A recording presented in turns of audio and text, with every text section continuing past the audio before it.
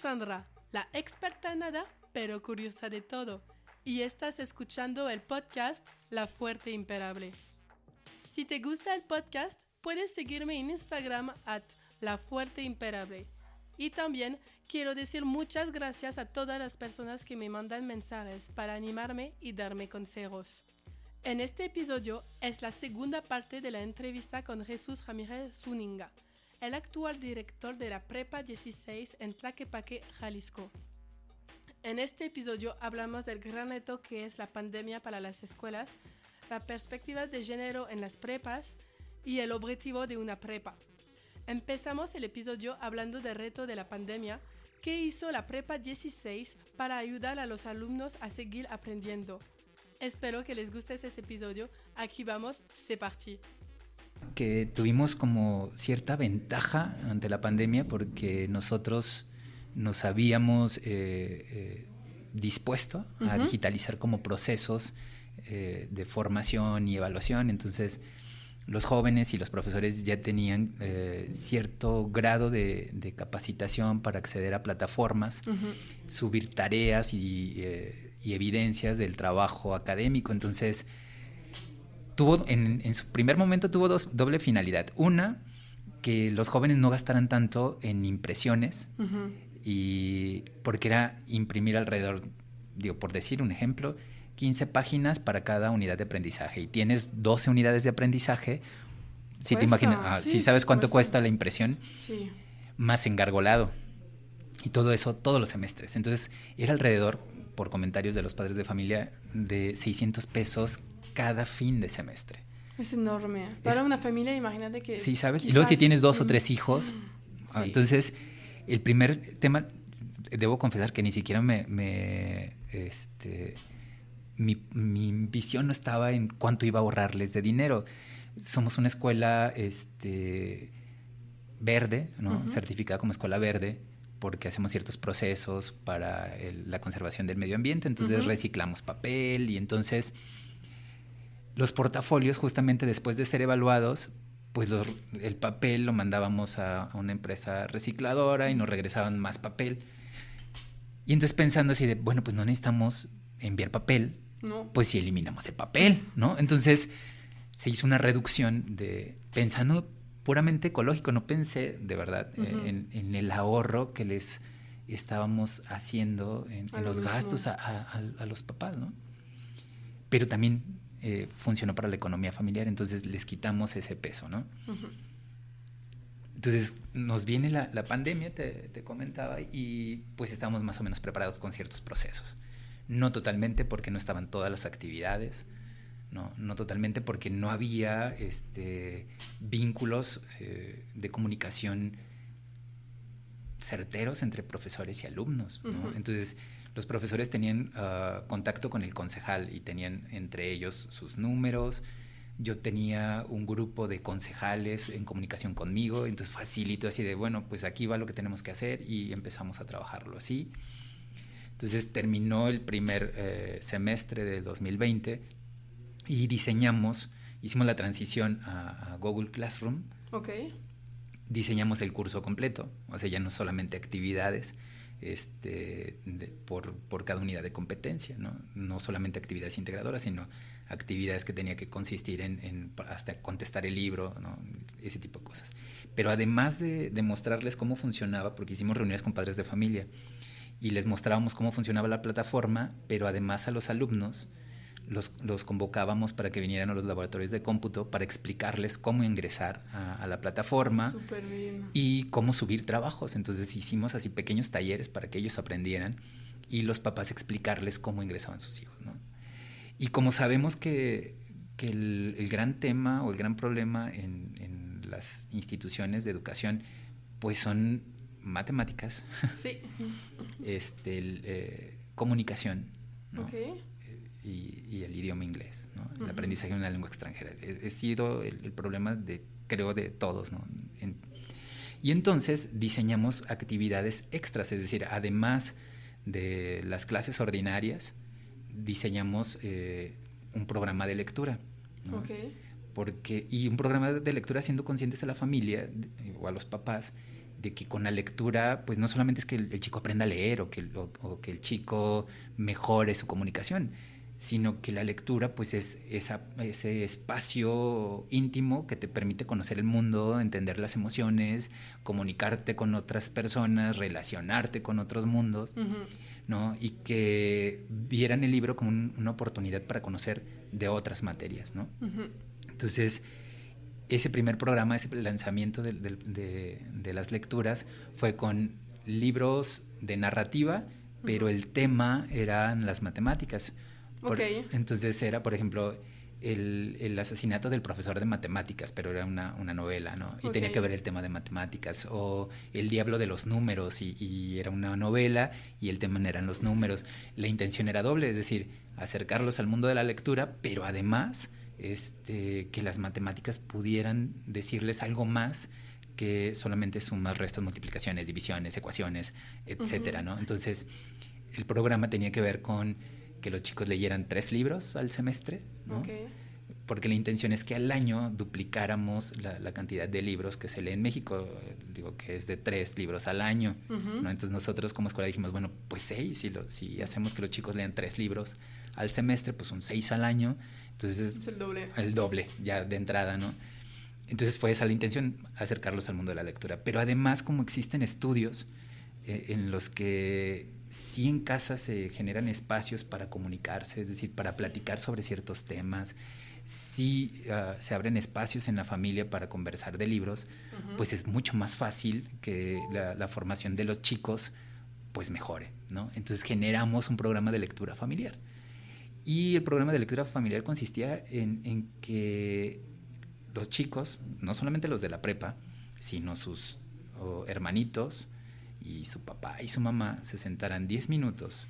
Nosotros les recomendábamos pues, que después de la cena, que es el momento en el que creo que están todos los miembros de la familia, es muy difícil en nosotros, ¿no? En el desayuno, en la comida es muy difícil que estén todos, pero en la cena pues todos llegan a dormir. Sí, normalmente. Normalmente todos llegan a casa al final del día. Entonces yo les decía, ustedes le dedican hasta 1 hora para estar en el celular sin comunicarse con sus hijos, hasta le dedican 1 hora para ver los noticieros o para ver una novela, lo que sea que hagan para entretenerse. Dedíquenles 10 minutos. Y no es una lectura del chico, es una lectura de todos. Es decir, les dimos un documento en PDF, ¿no? Para leer, se llamaba Cuentos de Amor, Locura y Muerte de Horacio Quiroga, ¿no? Entonces eran pequeños textos que podías leer en 5 o 10 minutos, y la dinámica consistía en que todos leyeran. Podría ser una dinámica en leer en voz alta, o que todos tuvieran el texto y todos leyeran, ¿no? Y después de la lectura de 10 minutos era compartir lo leído, es decir, ¿qué entendiste? ¿Cuál es el mensaje? ¿De qué trató el cuento? ¿Te gustó o no te gustó? ¿Por qué no te gustó? ¿No? Ese tipo de cosas, como hacerlo, de la comunicación en de la que familia. Pudieran hablar entre ellos, ¿no? Y entonces yo les decía a los padres, bueno, ya están sentados, ya hablaron de los libros, pues, ¿por qué no aprovechan el momento de que ya están sentados y les preguntan a sus hijos qué les pasa, ¿no? O sea, qué están viviendo, ¿no? Porque el riesgo en las redes sociales es enorme, ¿no? La trata de personas, sus hijos están conociendo a personas de no sé qué lugar del mundo o no sé de cuál edad, y pueden tener citas a ciegas. Está muy arraigado el tema ahorita de los packs. Entonces todo ese tema de la violación de la intimidad, digo, yo no digo que les quiten el celular, lo que digo es que estén atentos de qué está pasando, ¿no? Y yo les decía, por ejemplo, a los chicos de sexto, digo, pues a lo mejor es el momento para que les pregunten, pues, ¿qué quieres estudiar? ¿No? Entonces aprovechen el pretexto de la lectura para que sea un pretexto de conocerse como familia. Entonces entramos a ese programa así de acompañamiento con la lectura. Luego conocimos una plataforma que se llama Khan Academy, yo no sé si la conozcas, pero es para aprender matemáticas, ¿no? Entonces la plataforma es muy amigable también. Entonces son pequeños videos, algunos ejercicios sobre los videos o sobre los temas, y te van evaluando. Entonces vas avanzando conforme a tu ritmo, a tu nivel. Donde no conozcas, pues te metes ahí. Yo les decía, bueno, es para todo el mundo. Si ustedes tienen hijos en primaria, secundaria, prepa o universidad, pues el tema es para todos. O sea, si la plataforma es gratuita, entonces no nos cuesta nada, pues nada más lo único que yo les pido es 30 minutos al día, que se pongan sus hijos en esa plataforma y ustedes estén atentos. No se trata de que ustedes les enseñen, no son profesores, pero si eres papá, entonces si como papá le puedes decir, a ver, siéntate 30 minutos, eso sí se puede, ¿no? Sí, claro. A lo mejor tú no lo entiendes, pero pues tu hijo lo va a entender. Pues sí, me recuerdo de mi mamá. Ajá. Entonces, con que lo pongas, ¿no? Entonces, esa fue la comunicación con los papás. Entonces, la idea era meterse a esa plataforma y avanzar en matemáticas. Y la tercera idea fue en otra aplicación, Duolingo, ¿no? Yo les decía, bueno, pues es gratuita, bueno, si quieres obtener certificados, pues tienes que pagar, pero pues no nos interesa obtener el certificado porque ustedes lo van a obtener de la escuela. Se trata de practicar el idioma. Entonces, si ustedes le dedican 10 minutos al día a la aplicación, sus hijos ahí, incluso practicando el idioma porque tiene ejercicios de pronunciación hasta que lo pronuncien correctamente, pues la idea es que practiquen todo el tiempo, ¿no? Entonces hicimos ese programa de intervención, además de pedirles que compraran o adquirieran los libros de texto. Y yo les decía, ¿no? Así de, a ver, ya invirtieron, véanlo como una inversión, no como un gasto. Es decir, el libro de texto es un documento de apoyo para que su hijo aprenda. Sí. Y el libro de texto, pues no necesitas maestro. Si sabes leer y hacer los ejercicios, pues aprendes. Sí. Entonces, lo único que yo les decía, bueno, ya lo tienen, ya lo compraron, pues entonces ahora hagan que sus hijos lo lean, subrayen lo más importante y lo contesten todo. Entonces, de tal manera que cuando estén en una clase, en una sesión virtual, pues le pregunten a su profesor las dudas, porque no es una clase ordinaria, es decir, pues te metes y decís, oiga, yo no entendí esto, y explicas eso concreto, porque dar una clase en línea, ¿sabes lo que...? No puedes escuchar y es mucho y se te va la señal y... La gente no pone la video y todo. Entonces eso. El profesor tiene problemas de comunicación pues, porque no ve ninguna cara, tú no sabes si los chicos estén ahí o no estén, entonces es todo un tema, es un tema muy complejo, ¿no? Pero entonces le decía, bueno, pues ya tenemos esas herramientas, digo, yo creo que con eso pues nos puede ir bien.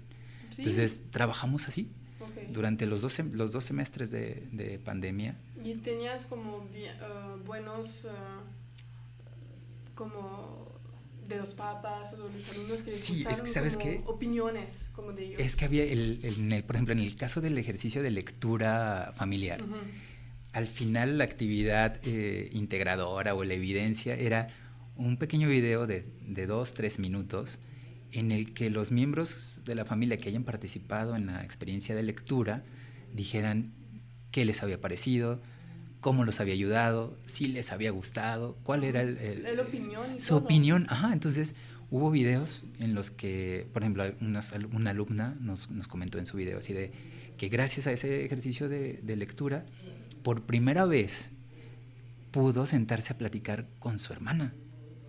¿Sabes? Deja tú que haya entendido no el libro. Que pudo comunicarse y saber algo de su hermana porque se sentaron a hacer el ejercicio de lectura. Entonces, yo siempre he dicho, bueno, con que una persona pueda transformarse, con eso es suficiente, ¿sabes? Sí. Entonces, así cosas, ¿no? Hubo papás que se acercaron a sus hijos, hubo gente que se interesó por la lectura, entonces hubo resultados. No como los que uno siempre espera, ¿sí? ¿Sabes?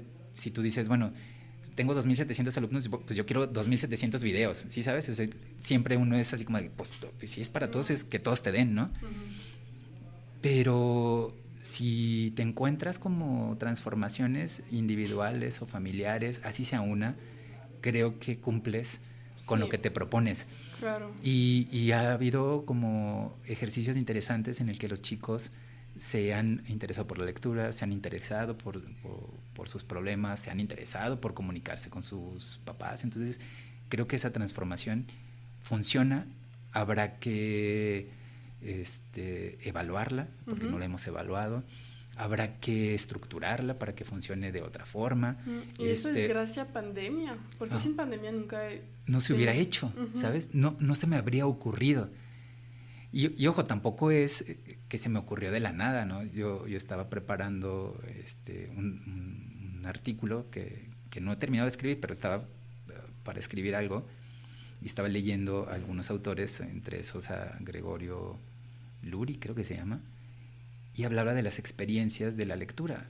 Y en un apartado decía que es importante leer en familia, pero no decía cómo hacerlo. Entonces yo dije, bueno, pues si en España funciona, pues en México también tiene que funcionar. Funciona en todos lados. Sí, ¿no? Entonces, pues tiene que funcionar. Lo que yo hice fue estructurar esa dinámica de lectura familiar, porque leí en un texto que decía que funcionó. Okay. Entonces, no supe cómo le hicieron en España, pero dije, pues lectura familiar, pues hay que diseñar algo en familia, y se me ocurrió eso de pues 10 minutos y pregunté a profesores, pues qué libro, y pues decidimos un libro, pero no fue una decisión individual, es decir, no fui así, va a ser así, ¿no?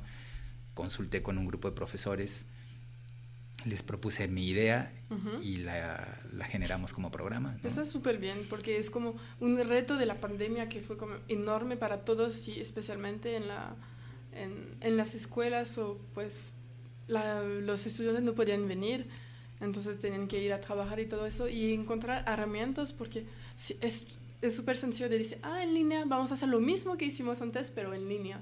Pues no funciona así. Somos seres humanos, como cuando estás solo tienes menos motivación y todo.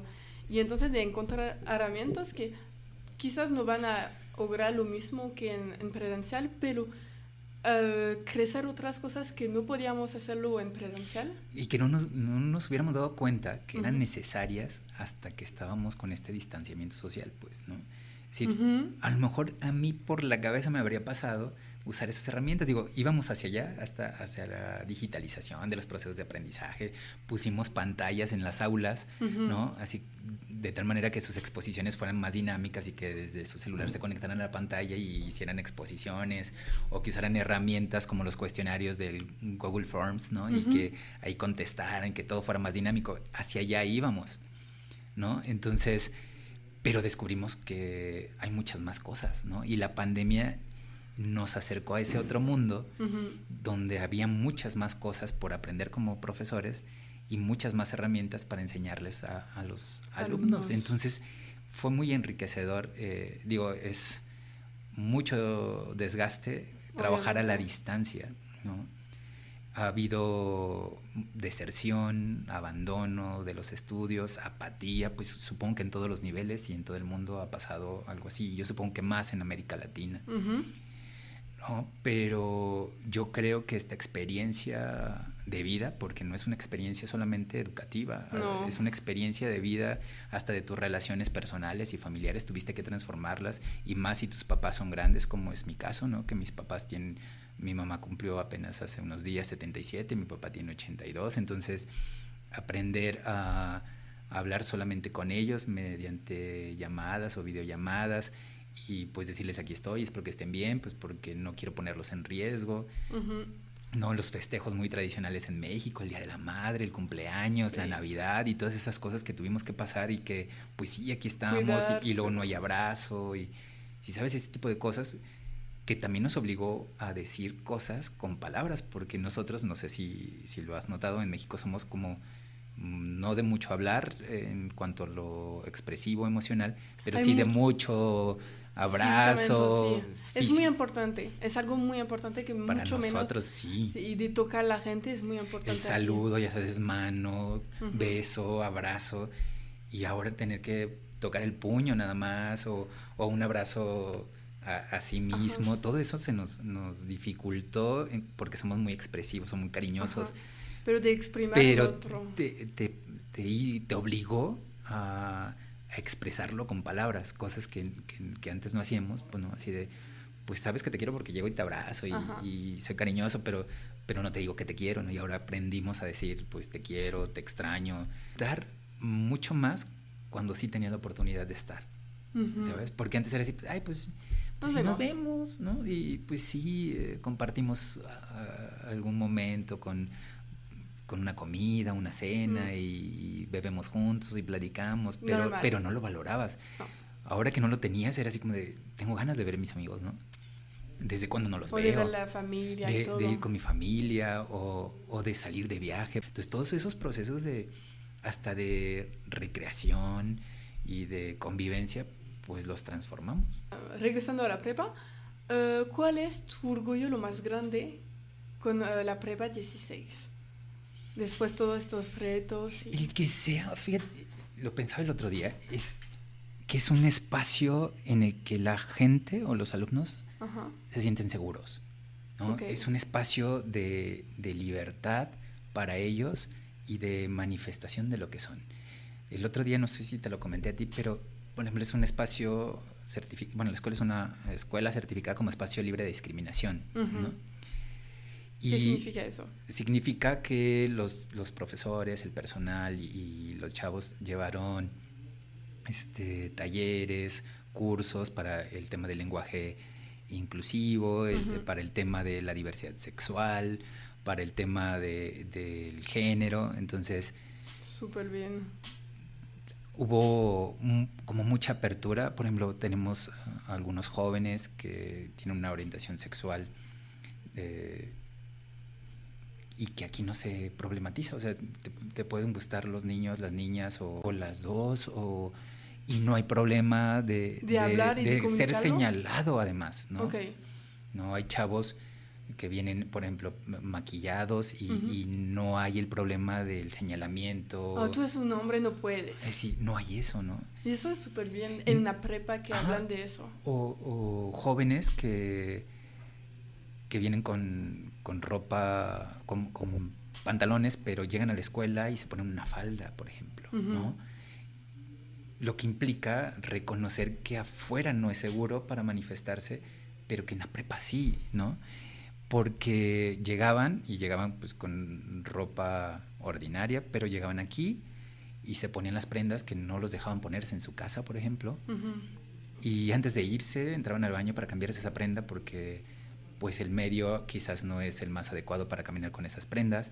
Y porque además en casa tampoco lo era, ¿no? Por ejemplo, chavos que se identifican como homosexuales, pero que en su casa no los dejan usar, por ejemplo, prendas entalladas al cuerpo, y entonces pues en su casa usan unas prendas, llegaban aquí y aquí se ponían cambiaron su ropa como las deportivas, como mallas deportivas, así súper pegadas, y se ponían esa ropa mientras estaban aquí en la prepa, y aquí no pasaba nada, nadie decía nada, y entonces, pero ya terminaba el horario de la escuela, entonces hay que cambiarse para que no tenga problema. Entonces eso creo que es el gran orgullo que creo distingue a esta escuela de muchas más, y creo que es una comunidad con armonía y respeto, ¿sabes? Y que este tema que te comentaba al principio de que estamos trabajando para certificarla como una escuela con perspectiva de derechos humanos, estamos trabajando ahora que vamos a tener también una unidad de aprendizaje perspectiva de género,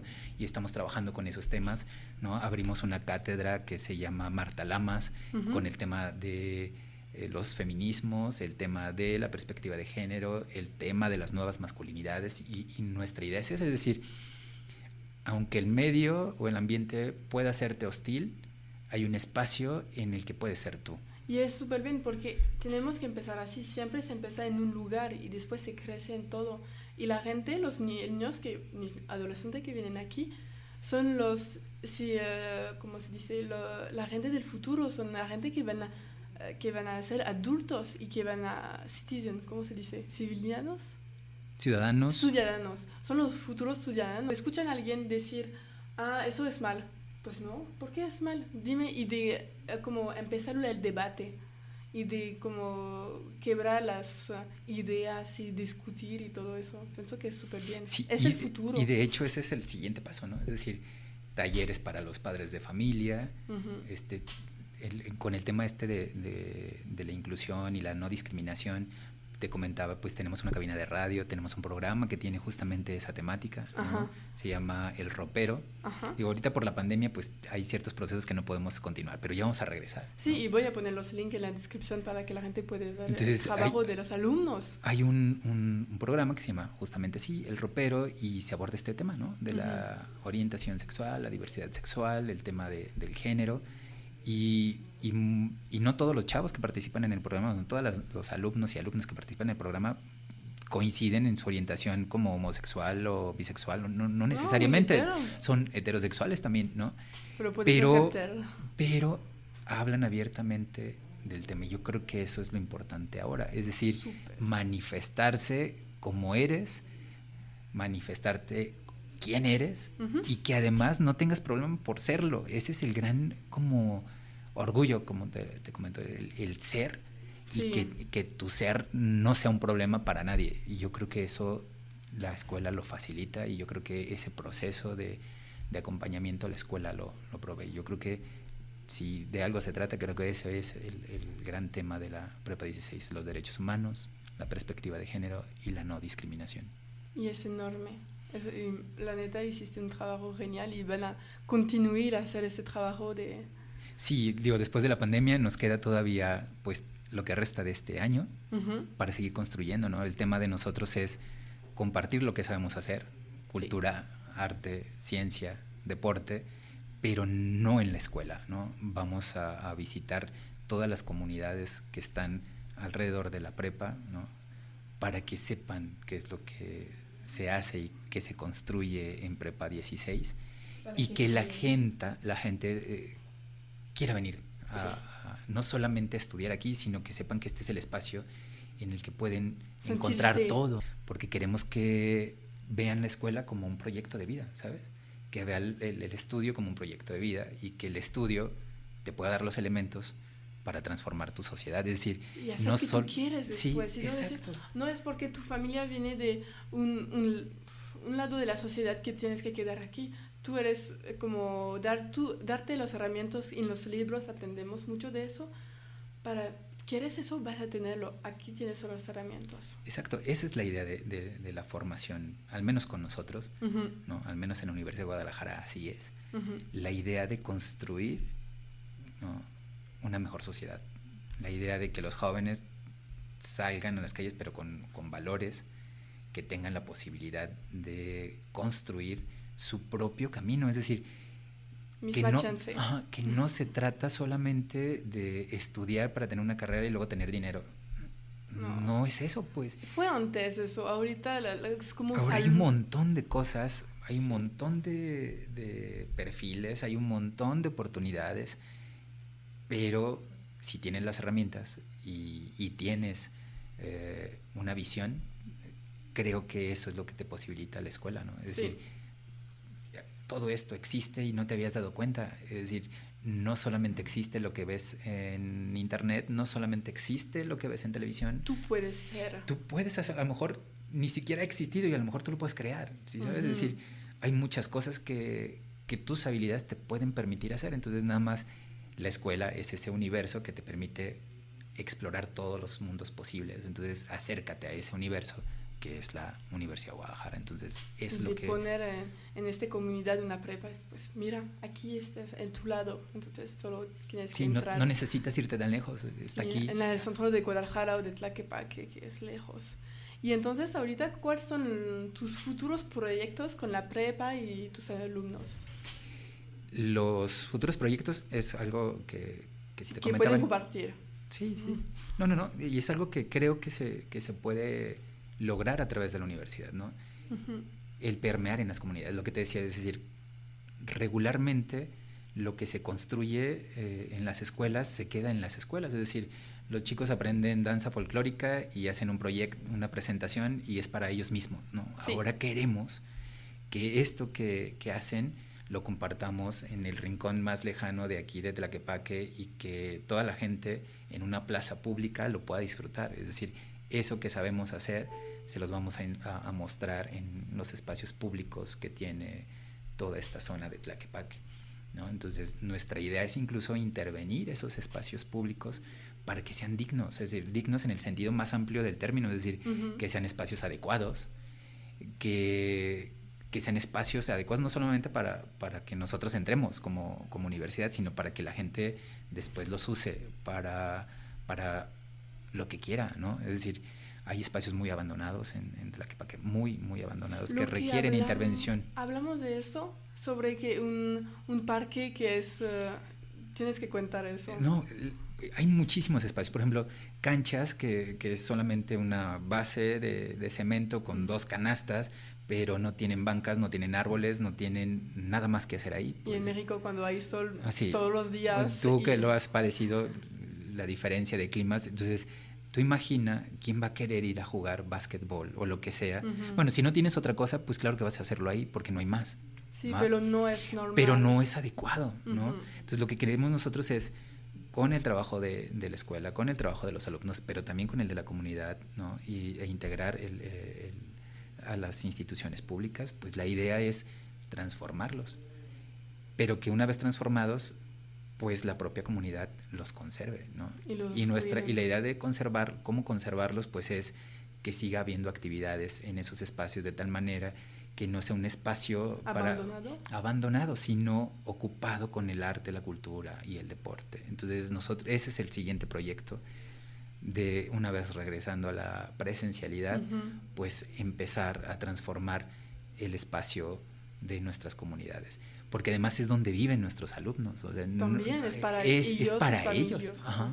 Y esa es la idea, ¿no? Y hemos visto muchas colonias, y nuestra idea es también, pues, reforestar, ¿no? Ponerles espacios como mucho más verdes. Y entonces la idea es eso, transformar todo este espacio que está cercano a la prepa, porque además es donde están nuestros alumnos viviendo, convertirlos en espacios seguros. Es decir, que los jóvenes que no vienen a la prepa vean que sí se puede hacer más cosas y que no todo el mundo tiene que irse a delinquir, ¿sabes? Okay. Que sí hay opciones y que sí se puede, y que sí hay espacio en la universidad para todos, ¿no? Y que lo que la universidad pueda darles les va a ayudar a transformar su mundo. A lo mejor no el mundo completo, ¿no? No, pero su mundo. Pero su mundo es suficiente. Y ¿sabes? su entorno.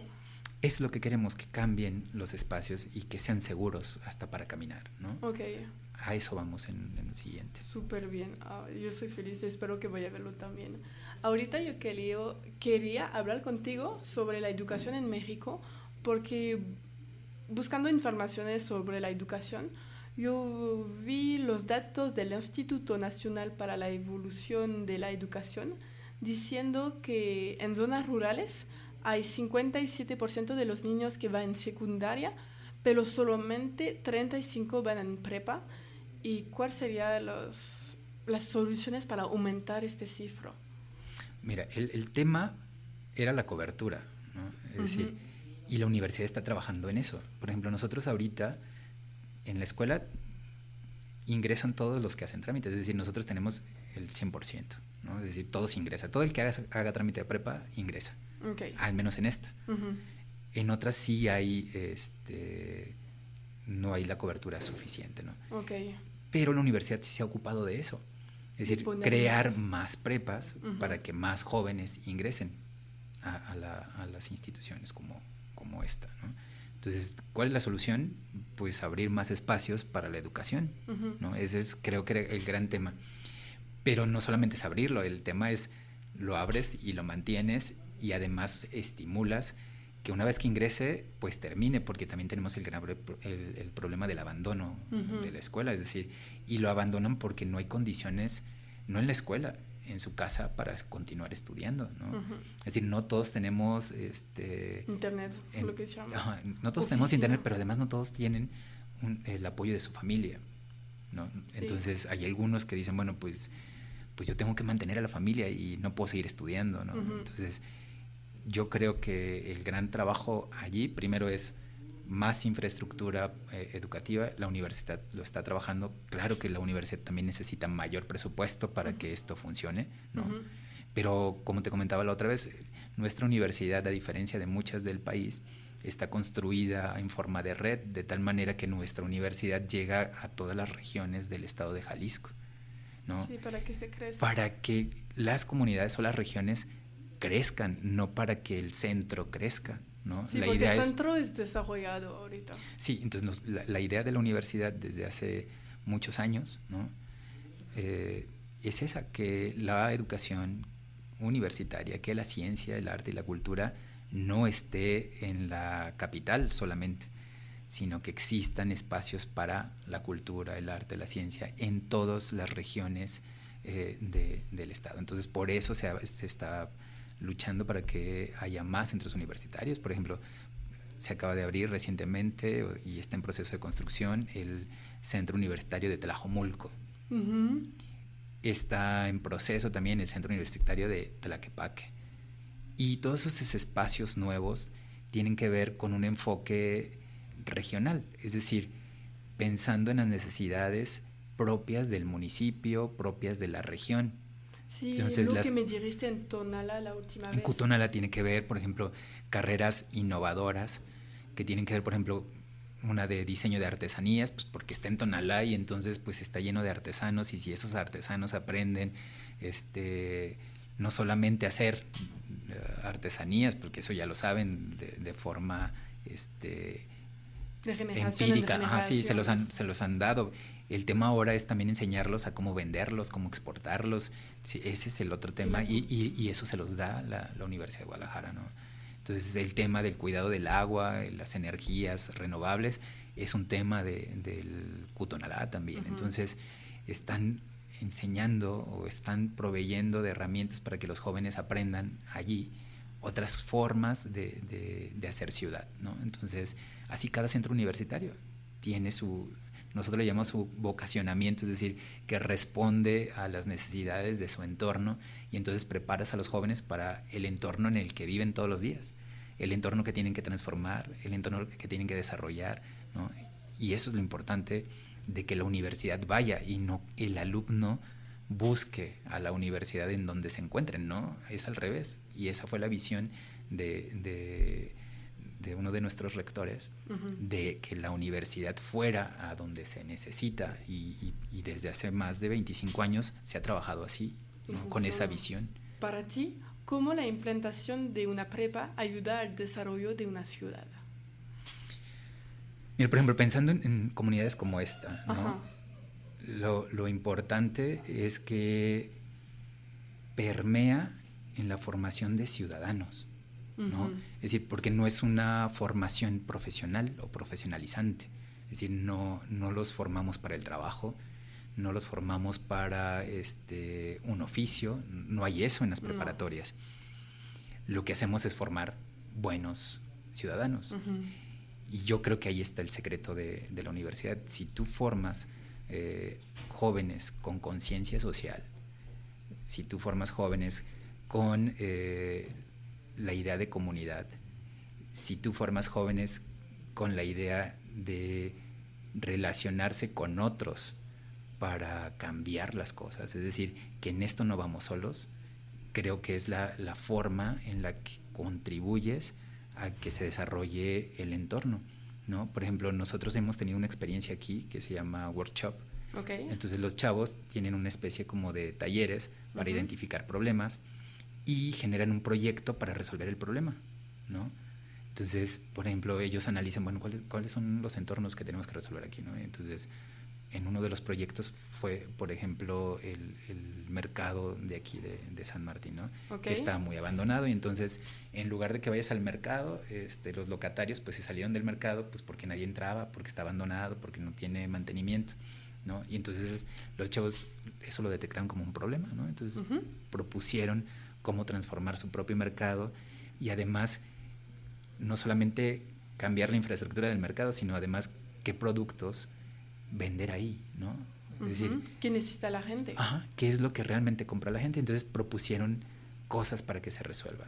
¿Cuál es el tema de por qué no se implementan? Pues es que pues todo requiere dinero, todo requiere inversión, requiere también el consenso, y entonces ese es el gran reto de las instituciones públicas, ¿no? Okay, es decir, sí, convencer para que los proyectos de los jóvenes se implementen en las comunidades. Pero creo que con que formes ciudadanos, ¿no? Uh-huh, creo que estamos del otro lado, ¿no?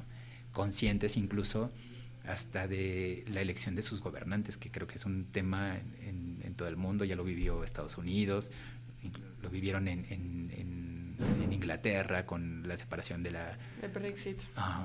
Ese tipo de cosas que tienen que ver no porque la gente sea tonta, ¿no? Sino porque todos los sistemas que utilizan para convencerte, ¿no? Están con el uso de nuestros datos, y entonces si no formas ciudadanos conscientes de las decisiones y las implicaciones de sus decisiones cuando vas a elegir a un gobernante, pues claro que... Es importante, es un parte, eres como actor, no sí, puedes ser espectador y que alguien más elige por ti. Exacto, entonces la importancia del sufragio, pues entonces creo que también ayuda al desarrollo el que forme ciudadanos conscientes de que así sea una papeleta o una boleta, uh-huh, eso va a ayudarnos a tener un mejor lugar para vivir, ¿no? Porque estás votando por alguien que lleva un proyecto, y eso es importante. Entonces yo creo que sí es importante que los jóvenes revisen muy bien cuáles son las propuestas y que la gran apuesta de cualquier gobierno pues tiene que ser la educación, no hay más, ¿no? Es decir, y no porque yo sea universitario y sea director de una escuela, y no se trata de un pensamiento único, es los países que viven mejor son los que su población tiene mejor educación. No hay, o sea, ni siquiera es un invento, pues, ¿no? Ni siquiera es una idea innovadora. Se ve en la realidad, ¿no? Y los países que sí le invierten a ciencia y educación, pues son los que les va mejor, ¿no? Sí. Normal. Y innovación, como hizo un podcast con Natalia, innovación es el futuro. Y si en vez de innovación es de estudiar, ver qué va a pasar, cuál es anticiparte, ¿no? A resolver un problema que nadie ha visto, pero que se va a convertir en algo grave en 10 años, ¿no? ¿Sí sabes? Entonces, pues los empresarios más exitosos en este momento pues son los que le apostaron a lo que iba a cambiar el mundo a 20 años, no lo que estaba pasándoles en ese momento. Entonces, si nosotros hacemos que los jóvenes vean mucho más allá de su nariz y mucho más allá de su problema diario, que los tienen, ¿no? Hay gente que tiene que resolver el problema de todos los días, como qué comer, sí, o dónde vivir, ¿no? Pero hay como poco a poco. Pero si lo enseñas a que además de eso, hay mucho más por resolver, ¿no? Y que eso sí lo tienes que resolver, pues nadie te va a llegar a tu casa y decir, ay, aquí está el pan, ¿no? Para que comas, ¿no? Nadie va a llegar a tu casa a tocarte y decir, aquí te traje 2 litros de leche porque sabía que no tenías, ¿no? Eso lo tienes que resolver, o sea, es necesario resolverlo. Pero si además eres capaz de ver las necesidades de todos para proyectar, entonces creo que es más importante darles esas herramientas de proyección, de visión global, pero también de regionalización, es decir, que no estén pensando solamente en su futuro prometedor y exitoso y pensar en ser ricos y tener una super casa y tener un super carro y viajar a todo el mundo, ¿no? Porque de pronto ese es el modelo que se les presenta como ideal, pues que el mundo no se agota en eso. Digo, qué bueno que con lo que sepas te hagas millonario, qué bueno, pero que aprendas que eso que te hizo rico, pues también tiene que bajar a la comunidad de la que saliste. Entonces también es importante que la gente sepa que no vamos solos, sino que siempre hay que tomar en cuenta que existen muchas más personas que necesitan de nosotros. Y entonces esa es la idea de formar aquí a los jóvenes. Súper bien. Y ahorita estamos llegando al fin del podcast y hay preguntas que todo el mundo tiene que contestar. Primero, ¿qué te hace despertar cada día? ¿Qué me hace despertar cada día?